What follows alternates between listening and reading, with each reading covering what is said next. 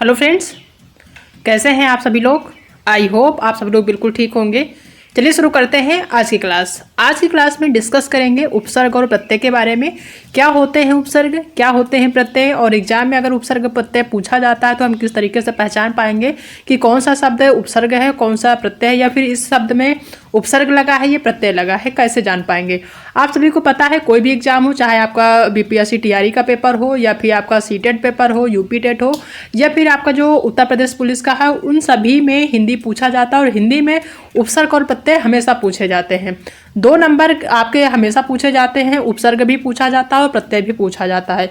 तो अगर आप उपसर्ग और प्रत्यय के बारे में समझ जाते हैं कि उपसर्ग क्या होता है, किस तरीके से आप पहचान पाएंगे, और प्रत्यय क्या होते हैं, प्रत्यय को हम किस तरीके से पहचान पाएंगे, तो 2 नंबर आपके क्लियर हो जाते हैं।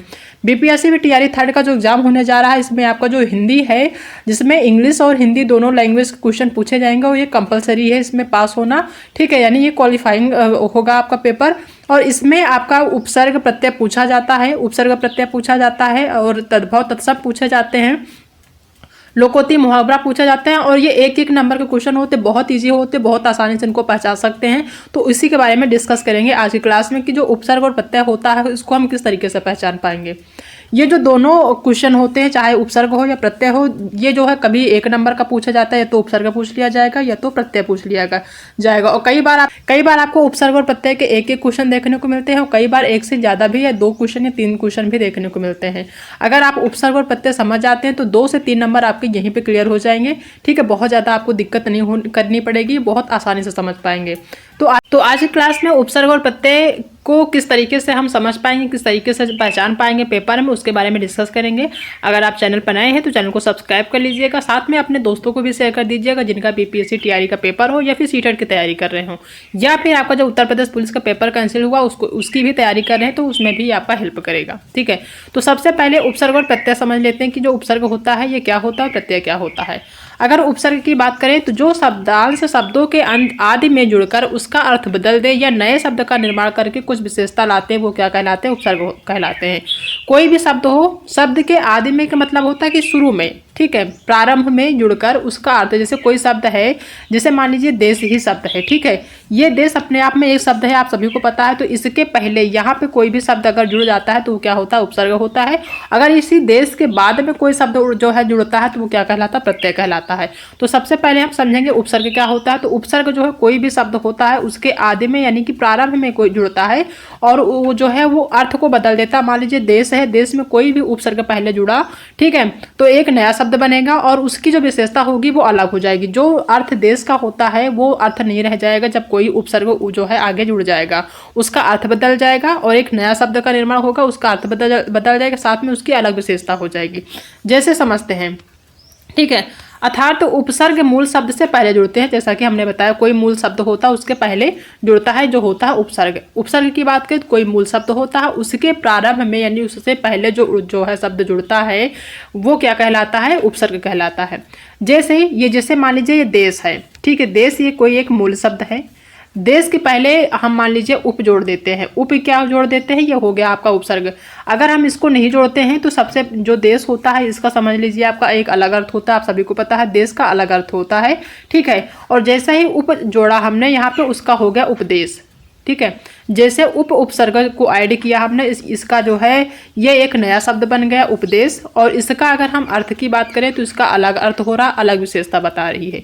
तो ये होता है आपका उपसर्ग। जब तक कोई उपसर्ग नहीं जोड़ेंगे उस शब्द का अलग अर्थ रहेगा। जैसा ही कोई भी उपसर्ग को ऐड करेंगे, जोड़ेंगे उस शब्द से पहले, तो वो एक अलग शब्द का निर्माण करेगा और उसकी जो है विशेषता अलग होगी, उसका अर्थ अलग होगा, ठीक है। तो आप सभी को पता है जब तक हम कोई भी उपसर्ग नहीं ऐड किए थे, नहीं जोड़े थे, तब तक इस देश का जो है अलग अर्थ था, अलग जो है शब्द था, अलग अर्थ था, अलग विशेषता बता रहा था। लेकिन जैसे ही हमने इसमें उप को जोड़ा, उप जो है उपसर्ग जोड़ा, ये हो गया उपदेश, एक अलग शब्द बन गया और इसका जो है एक अलग अर्थ हो गया और इसकी अलग विशेषता हो गई, ठीक है। तो यह होता है आपका उपसर्ग। बहुत सारे उपसर्ग होते हैं, उनको आप रट तो नहीं पाएंगे, ठीक है, आपके पास रटने का टाइम भी नहीं है और सभी को रट भी नहीं सकते, बस समझने की जरूरत है कि उपसर्ग जो होते हैं किसी शब्द के पहले लगते हैं और जैसे ही उपसर्ग लगता है किसी भी शब्द में वो एक अलग शब्द का निर्माण करता है और उसकी जो है विशेषता अलग हो जाती है, उसका अर्थ अलग हो जाता है। ठीक है। जैसे इसमें हमने दिया उप जो है एक अलग जो है उपसर्ग है, उप एक उपसर्ग है, और अगर हम उप को किसी भी शब्द में जोड़ते हैं तो उसका अलग अर्थ हो जाता है। देश में जोड़ते हैं तो उपदेश हो जाएगा, वन में जोड़ेंगे उप तो उपवन हो जाएगा। अगर मंत्री एक शब्द है, मंत्री में अगर उप को जोड़ेंगे तो उपमंत्री हो जाएगा। वहीं पर अगर एक हार शब्द है, ठीक है, हार एक शब्द है, उसमें उप को जोड़ देंगे तो उपहार हो जाएगा। हार एक अलग शब्द है, अलग अर्थ जो है बता रहा है, अलग उसकी विशेषता है, लेकिन जैसे ही उप को जोड़ देंगे उसमें वो जो है अर्थ अलग बताएगा, अलग शब्द का निर्माण हो जाएगा, तो ये हो जाएगा उपहार। ठीक है, ठीक है। तो ये हो गया उपसर्ग की बात। अगर आप बात करें उपसर्ग के प्रकार की, वैसे तो एग्जाम में उपसर्ग के प्रकार नहीं पूछे जाते, लेकिन आप जानते रहिए। अगर उपसर्ग के प्रकार पूछता भी है तो हिंदी उपसर्ग जो है 3 प्रकार के होते हैं कि हिंदी होता है, हिंदी के उपसर्ग होते हैं, यानी हिंदी के शब्द होते हैं उसका उपसर्ग बनता है। दूसरा होता है संस्कृत के उपसर्ग, यानी संस्कृत के शब्द होते हैं उसके उपसर्ग बनते हैं। तीसरा होता है विदेशी शब्दों के उपसर्ग। ये जो हिंदी के उपसर्ग होते हैं वो 22 होते हैं। संस्कृत के उपसर्ग की बात करें तो ये भी 22 होते हैं, और विदेशी शब्दों के जो उपसर्ग होते हैं ये भी 22 होते हैं। उपसर्ग 3 प्रकार के होते हैं, हिंदी, संस्कृत और विदेशी शब्दों के, और इन सभी के जो प्रकार होते हैं वो 22 होते हैं। ठीक है, उपसर्ग के प्रकार वैसे नहीं पूछा जाता, उपसर्ग प्रत्यय ही बताना होता है कि कौन सा इसमें कौन सा उपसर्ग लगा है, कौन सा प्रत्यय लगा, या कौन सा जो है उपसर्ग है, कौन सा प्रत्यय, यही पूछा जाता है। अगर बात करें प्रत्यय की, अगर आप उपसर्ग समझ गए तो प्रत्यय जस्ट अपोजिट होता है। उपसर्ग जो है किसी शब्द के पहले लगता है, ठीक है, कोई भी शब्द है उसके पहले उपसर्ग लगता है, और प्रत्यय वहीं पर क्या होता है, किसी भी शब्द के पीछे लगता है। देखते हैं कि जो शब्दांश शब्दों के अंत में जुड़कर उसका अर्थ बदल दे, जो या नए शब्द का निर्माण करके कुछ विशेषता लाते, वो प्रत्यय कहलाते हैं। वही सिंपल आपका जो है आपका परिभाषा जो है उपसर्ग का, उसका जस्ट अपोजिट प्रत्यय का हो जाता है। ठीक है, जो उपसर्ग होता है वो किसी भी शब्द के, मान लीजिए कोई शब्द है तो उसके प्रारंभ में लगता है, ऐड होता है, और प्रत्यय उसके पीछे लगता है। इस चीज़ को ध्यान रखिए। ठीक है, किसी भी शब्द के अंत में जुड़कर, यानी कोई भी शब्द है उसके अंत में जो है जुड़कर एक नया शब्द बनाता है, और नया शब्द बनाने के बाद उसकी जो है अर्थ बदल जाता है। जाहिर सी बात है, कोई एक शब्द होगा उसमें कोई भी जो है प्रत्यय जुड़ेगा या उपसर्ग जुड़ेगा तो एक नया शब्द का निर्माण होगा, और उसकी अलग अर्थ होगा, अलग उसकी विशेषता होगी। ठीक है, ये हो गया प्रत्यय। अगर बात करें प्रत्यय की बात कि प्रत्यय के प्रकार कितने होते हैं, तो प्रत्यय जो है 2 प्रकार के होते हैं, एक कृत या कृदंत प्रत्यय, कृत प्रत्यय को ही कृदंत प्रत्यय कहते हैं, और दूसरा होता है तद्धित प्रत्यय। इसको बहुत डिटेल में अगर पढ़ना है तो हम दूसरी क्लास लाएंगे, जैसे आपका बीपीएससी का एग्जाम हो जाता है, क्योंकि बीपीएससी एग्जाम आपका बहुत जल्द होने वाला है। तो आप इतना समझिए कि उपसर्ग का क्या होते हैं, प्रत्यय क्या होते हैं, इनको किस तरीके से पहचानते हैं। ठीक है, इतना ही पूछा जाएगा पीआरटी में, ज़्यादा नहीं पूछा जाएगा। बाकी अन्य एग्जाम के लिए इसको हम डिटेल में पढ़ाएंगे, उसको आप पढ़ लीजिएगा। ठीक है, कृत प्रत्यय कैसे होते हैं, ये ऐसे प्रत्यय होते हैं जो सदैव मूल धातु या क्रिया में जुड़ते हैं। जो कृत प्रत्यय होते हैं जो एक मूल शब्द होता है या फिर जो क्रिया होता है उसमें जुड़ते हैं। ठीक है, उसमें यानी पीछे जुड़ते हैं, आगे मत समझिएगा। पीछे कोई भी शब्द होता है, कोई मूल धातु होता है, कोई क्रिया होती है, तो उसके पीछे जो है जुड़ते हैं वो प्रत्यय होते हैं, वो भी कृत और कृदंत प्रत्यय कहलाते हैं। तद्धित प्रत्यय वे ऐसे प्रत्यय होते हैं जो सदैव संज्ञा, सर्वनाम, विशेषण आदि शब्दों के बाद में जुड़ते हैं। जो तद्धित प्रत्यय होते हैं, जो कोई भी संज्ञा शब्द होता है, कोई सर्वनाम होता है या विशेषण होता है, उसके बाद में जुड़ते हैं, और उनसे जुड़े शब्द जो है वो तद्धितांत कहलाते हैं। ठीक है, जैसे होता है आवट। ठीक है, ये आवट एक प्रत्यय है, कोई भी शब्द है, मान लीजिए थक एक शब्द है। ठीक है, अगर इसमें हम आवट को ऐड करते हैं, ठीक है, तो ये हो जाता है थकावट। ठीक है, यानी थक एक अपने आप में एक मूल शब्द है, जैसे इसमें आवट को ऐड करेंगे तो एक नया शब्द बनता है थकावट। ठीक है, अगर हम इसमें देखें कि थकावट में कौन सा उपसर्ग है, प्रत्यय है, तो एक थक जो है इसमें ऐसे पहचानेंगे कि थक एक शब्द है और इसमें पीछे लगा है तो ये प्रत्यय हो जाएगा, ये उपसर्ग नहीं होगा। कोई शब्द होता है, इसके अगर पहले वर्ड जो है ऐड होता तो वो जो है उपसर्ग होता, लेकिन इसके पीछे लगा है तो ये है प्रत्यय। ठीक है, ऐसे समझेंगे। अब आवट से कई शब्द जो है बनते हैं, कई सारे जो है प्रत्यय बनते हैं, तो जैसे थकावट हो गया, लिखावट हो गया, रुकावट। इसमें जो है आप सभी को समझ में आ रहा होगा कि ये लिख जो है एक अलग शब्द है, एक अलग जो है शब्द है, या ये कह ले कि धातु है। ठीक है, रुक जो है अलग शब्द है, सज जो है एक अलग शब्द है। ठीक है, थक एक अलग शब्द है, तो इसमें जो है जैसे ही आवट लगता है एक नया शब्द बनता है, और वो जो है आवट जो है एक प्रत्यय है। ठीक है, और जैसे ही आवट एक प्रत्यय लगता है किसी भी शब्द में तो एक अलग शब्द का निर्माण होता है, वो अलग उसकी विशेषता हो जाती है। ठीक है, अगर बात करें कि इनमें सभी में चाहे वो है थक हो, ठीक है, यानी थकावट हो, लिखावट हो या रुकावट हो, सजावट, इसमें कौन सा प्रत्यय है? तो वो है कृत प्रत्यय। क्यों? क्योंकि जो थक है ये जो है अपने आप में एक धातु है, एक मूल शब्द है, ठीक है। लिख जो है एक अपने आप में धातु या मूल शब्द है। रुक एक अपने आप में धातु या मूल शब्द है। सज जो है अपने आप में एक धातु या मूल शब्द, कोई संज्ञा सर्वनाम विशेषण नहीं है, ठीक है।